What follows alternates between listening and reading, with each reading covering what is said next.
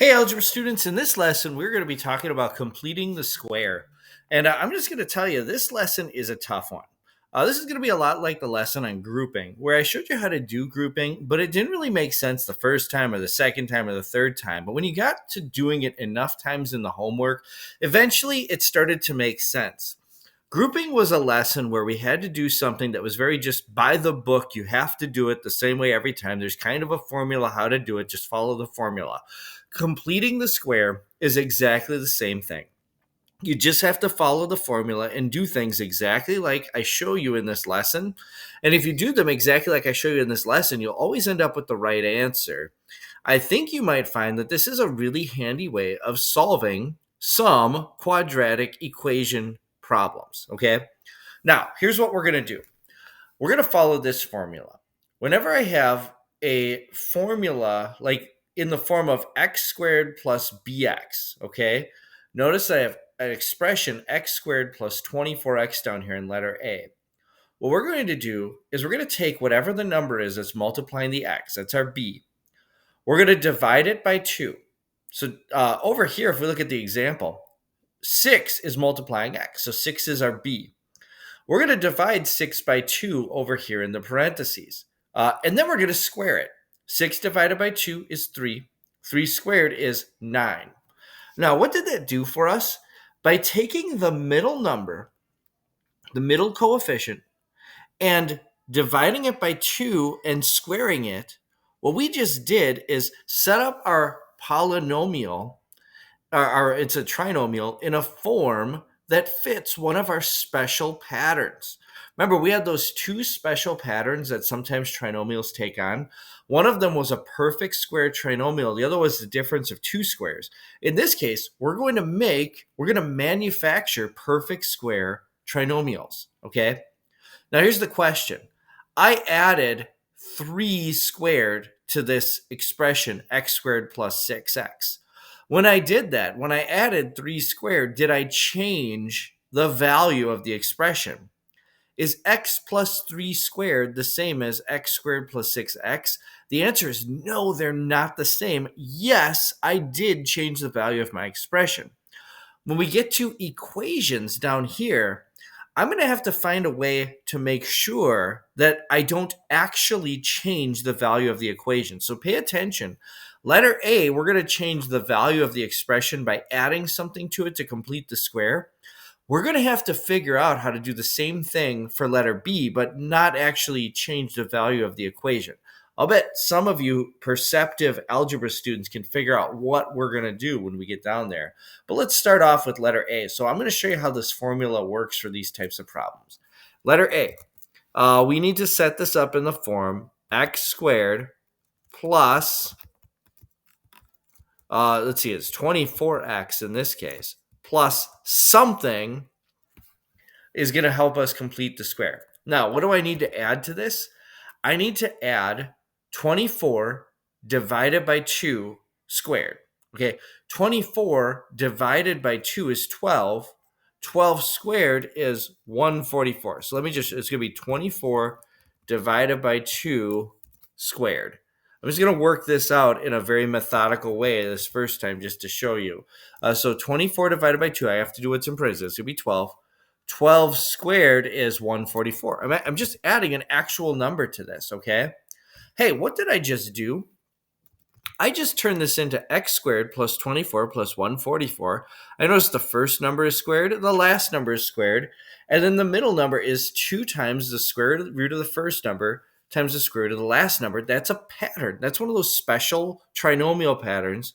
So this is going to be x plus 12 squared. I turn this into a perfect square trinomial by adding a number to it. That's what you do when you complete the square. Now, why is this useful? Well, let's take a look at the next actual equation and see if I can solve an equation easily by completing the square. We have x squared. I'm just going to copy what's up here. That's going to be the easiest. So it's going to be x squared plus 24x. Oh, no, I'm sorry. X squared plus 2x, okay, equals 8. Now, here's what I'm going to do. I'm going to ignore the equals 8 for now. First of all, I'm going to check to make sure my coefficient on x squared is just 1, and it is, okay? So here's what I'm going to say. I'm going to add something to this side that's going to turn this into a perfect square trinomial. And then to make things balance, if I add something to this side of the equation to make this a perfect square, I can add the same thing to the other side and I don't change the equation. Hey, what do I have to add to this side? I have to add, and again, I'm going to show the whole thing here. So it's going to be 2, the middle number divided by 2 squared. Okay. Well, okay, this one's really easy. What's 2 divided by 2? That's 1. What's 1 squared? That's 1.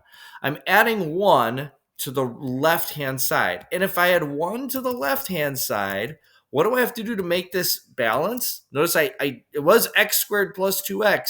Now I made it plus 1. I have to put a plus 1 on the other side. If I write this out in its perfect square form, this is what it looks like. X plus 1 squared on the left. We forced this to become a perfect square trinomial. And then 9 on the right. Now, what am I going to do? I am going to try to take the square root of both sides of this. Because remember, if I have a square on both sides, I can just take the square root of both sides. And what does the square root of both sides give me? Well, on the left, the square root of x plus 1 squared is just x plus 1 equals on the right. Now think about this. It's going to equal, what's the square root of 9? It's 3. Or we just learned in the previous lesson that it could also be -3. Remember, there's that hidden negative answer that we have to deal with. It's a real answer in algebra. Okay, so now I'm going to finish this off by just adding, let's see, I'm going to subtract 1 from both sides here. X equals 2, or x equals, subtract 1 from both sides, -4. Let's just make sure that these are the correct answers here. So x is 2 and -4. Let me just put this in set notation. So we got this. Those are my 2 answers for x. Let's just plug it in and see if it works with the original equation. 2 squared is 4, plus 2 times 2 is 4. That's 8. Okay, so that works. -4 squared is 16. Plus 2 times -4 is -8. 16 plus -8 is 8. We found both of our answers by completing the square. Let's just verify that. We can go up and verify this one as well, by the way. All right. So what we needed to do for this one is just add 144 to both sides. For this one, we did that correctly. Let's go on to letter C and see if working these by completing the square works on other problems too. So in this one, we've got x squared minus 14x equals 15. Okay. And we're going to do the same thing again. We're going to we're going to ignore the right side for right now. We're going to take 14, actually this is -14, divide it by 2. That gives me -7. -7 squared is 49. So what I'm going to do is I'm going to add 49 to this left-hand side. If I add 49 to the left side, I have to add 49 to the right side as well. Okay? So now if I simplify this in the next step, let me just take this square root symbol for later. What I'm going to end up with is x plus 7 squared. X minus 7 squared. Almost made that mistake. X minus 7 squared. Okay, that's the perfect square trinomial we just built by adding 49. Equals 15 plus 49 is 64. Ooh, I like that number. That's a perfect square. I'm going to take the square root of both sides of this. The square root of x minus 7 squared is just x minus 7 on the left. X minus 7. And then the square root of 64 is either 8 or -8. Remember, the other way to do this is to just use that symbol that we had before. We could use the plus or minus symbol. There we go. Look at that plus or minus symbol. Okay, so we could use that and say it's plus or minus 8. I don't like how big that symbol turned out. I wonder if there was another one that was a correct one. We could just do plus minus 8. Or we could just do it the same way we did before. I kind of like doing it the way we did before because by having it in 2 separate equations, we can just solve each equation. So let's just do this. And then there's this one on the left side, add 7 each side, x equals 15. Or on the right side, we subtract No, we add 7 to both sides. X equals -1. Let's just double check and make sure those work in our original equation. If I use 15, oh my goodness, this is going to be huge. 15 squared is 225 minus 14 times 15. Well, that's just going to be 15 less than 15 squared. So it's minus 210. 225 minus 210 is 15. So that one works out. -1 is a much easier number to plug in. -1 squared is 1. 1 minus 14 times -1 is 1 plus 14 is 15. So that one works out. Let's move along to letter D. In letter D, there's going to be something that's different. So pay attention.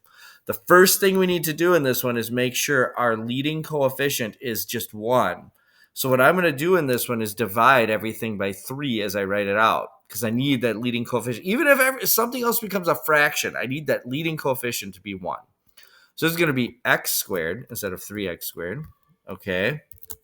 Plus, let's see, this is going to be 8x instead of 24x equals -9. Everything divided by 3 evenly. That's really nice. The next step is to take, let's see, we need to add something to both sides here. What am I going to add to both sides? It's going to be 8 divided by 2 squared. 8 divided by 2 is 4. I square that, I get 16. Okay, so x squared plus 8x plus 16 equals -9 plus 16. Ooh, something else different about this problem. -9 plus 16 is that going to equal a perfect square? I think that's going to be 7. That's not a perfect square. We'll see what happens with that. So this becomes x plus, let's see, 4 squared. X plus 4 squared equals 7. Ooh, what's going to happen when we don't have a perfect square number on the other side? I'm going to take the square root of both sides of this. That's going to give me x plus 4 on this side equals the square root of 7, or x plus 4 equals the opposite of the square root of 7. Okay, and then I'm just going to subtract. So it's going to be x equals the square root of 7 minus 4, or x equals 4. Let's see. I guess it's negative square root of 7 minus 4. So it's either going to be square root of 7 minus 4 or negative square root of 7 minus 4. Okay. Now I could calculate that out with a calculator. I'm just going to show you the answer to this one. Notice they did it. They put they did it the right way. In the book, they put the actual non-radical term first and then the radical second. So it's going to be -4 plus the square root of 7, or -4 minus the square root of 7. And you can plug both of those into a calculator and figure out what the answer is.